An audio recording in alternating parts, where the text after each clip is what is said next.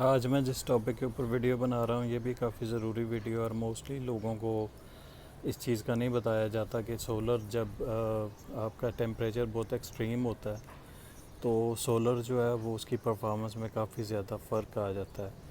इस वक्त तकरीबन दोपहर के 12 बजे हुए हैं और मैं अपने छत पे आया हूँ स्पेशली इस चीज़ के लिए। और जो बाहर का टेम्परेचर है वो मैं आपको चेक करवाता हूँ।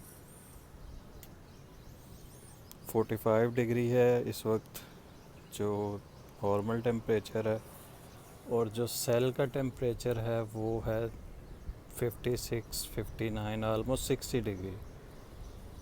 सो 60 डिग्री होने की वजह से ये काफ़ी ज़्यादा अपनी एफिशिएंसी लूज़ कर जाते हैं, आलमोस्ट जो मुझे लगता है 10 to 20%। सो जब भी आप अपना सिस्टम डिज़ाइन करवाएं तो मेक श्योर करें कि आप इस तरह के लॉसेस को अपने जहन में रखें, और ताकि आपको जो आपकी रिक्वायरमेंट है वो पूरी हो सके।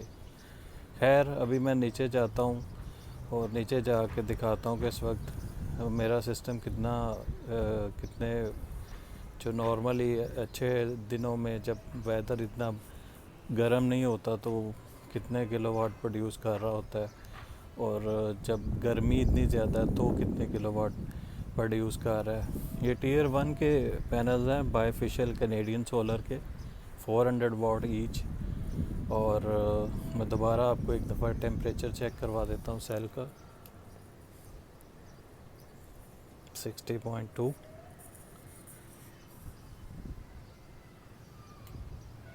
45 रूफ टेम्परेचर है। पैनल्स भी इतने साफ़ नहीं है, अगर ये साफ़ होते तो थोड़ी सी परफॉर्मेंस में और फ़र्क आ जाता है, लेकिन टेम्परेचर का बहुत मेजर रोल है इसमें। सो मैंने कहा आपको एक दफ़ा पैनल्स भी दिखा दूँ कि उनकी कंडीशन क्या है इस वक्त।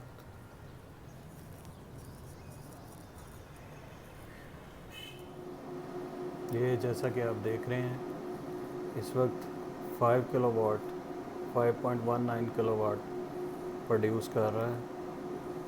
और ये सिर्फ इसी वजह से है कि क्योंकि काफ़ी ज़्यादा एक्सट्रीम टेम्परेचर है। नॉर्मली ये 6.50 7 तक चला जाता है। उम्मीद है इस वीडियो से आपको कुछ सीखने को मिलेगा। Thank you.